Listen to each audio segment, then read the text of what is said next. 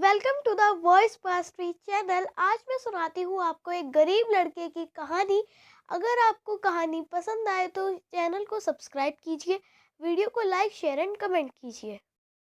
एक बार एक चाय की टपरी पर एक लड़का किताबें बेच रहा था, लेकिन उसकी किताबें कोई खरीद नहीं रहा था। अब वह लड़का बहुत दुखी हो गया। तभी चाय की दुकान पर बैठा हुआ एक आदमी जिसका नाम भगवान दास था, उसने पूछा, बेटा तुम रो क्यों रहे हो? लड़का मन ही मन में बहुत दुखी था, क्योंकि उसकी किताबें किसी ने खरीदी नहीं। हालांकि इसकी किताबें कुछ फटी हुई, कुछ पुरानी किताबें थीं। तब भगवान दास ने पूछा, कितने रुपए की है तुम्हारी किताबें? वह बोला, 10,000 रुपए की। भगवान दास हंसने लगा, इन फटी पुरानी किताबों के कौन देगा तुम्हें 10,000 रुपए? भगवान दास को लगा शायद उसे ऐसा नहीं कहना चाहिए था। भगवान दास ने पूछा, बेटा तुम्हारा नाम क्या है और तुम्हें पैसे क्यों चाहिए? तब उस लड़के ने बताया कि मेरा नाम विश्वास है और मुझे अपनी मेडिकल की फीस के 10,000 रुपये की ज़रूरत है। बाकी सब इंतज़ाम तो हो गया है, लेकिन 10,000 रुपये की कमी पड़ रही है। मेरे पास इन किताबों के सिवा कुछ नहीं है जो बेच सकूं। तब भगवान दास ने कहा, बेटा तुम्हारे तो नाम में ही विश्वास है, और वह उसको 10,000 रुपये दे देता है। वह लड़का जिसका नाम विश्वास था, उसने कहा, मैं आपके 10,000 रुपये लौटा दूंगा। भगवान दास ने उस लड़के की पढ़ाई की लगन को देखकर कहा, बेटा तुम डॉक्टर अवश्य बनोगे, और अपना एक विजिटिंग कार्ड भी दे दिया कि कभी ज़रूरत पड़े तो मुझे याद कर लेना। अब कुछ समय पश्चात उस लड़के ने भगवान दास को एक पत्र भेजा। उस पत्र में बताया कि अंकल, मैं एक डॉक्टर बन गया हूँ।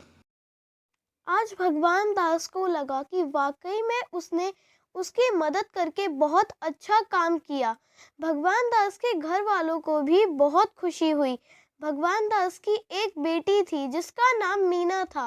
अब कुछ समय तक पत्रों का सिलसिला चलता रहा। कुछ समय बाद भगवान दास की बेटी मीना की शादी के लिए पैसों की ज़रूरत थी। आज भगवान दास के पास इतने पैसे नहीं थे कि वह अपनी बेटी की शादी कर सके। अचानक वह देखता है कि एक BMW कार से कोई उतरता है और भगवान दास के पैर छूकर प्रणाम करता है और बताता है कि मैं डॉक्टर विश्वास हूँ। विश्वास भगवान दास को 50 लाख रुपए का चेक देकर कहता है, यह पैसे मेरी बहन मीना की शादी के लिए हैं।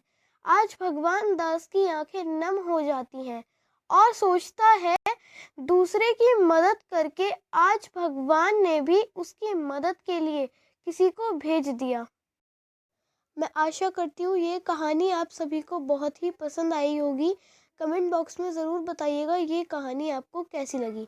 मैंने आप सभी से अपनी पिछली वीडियो में एक पहेली पूछी थी। पहेली है, ना मारा ना खून किया पर 20 का सर काट दिया। इसका आंसर है नेल्स, यानी कि नाखून। तो चलिए अब मैं आप सभी से आज की पहेली पूछती हूँ। आज की पहेली है, एक औरत 1970 में पैदा होती है और 1970 में मर जाती है, लेकिन जब वो मरती है तो उसकी उम्र 70 साल होती है। बताओ कैसे? इसका आंसर मैं अपनी नेक्स्ट वीडियो में दूंगी। अगर आपको इसका आंसर पता है तो कमेंट बॉक्स में कमेंट कीजिए।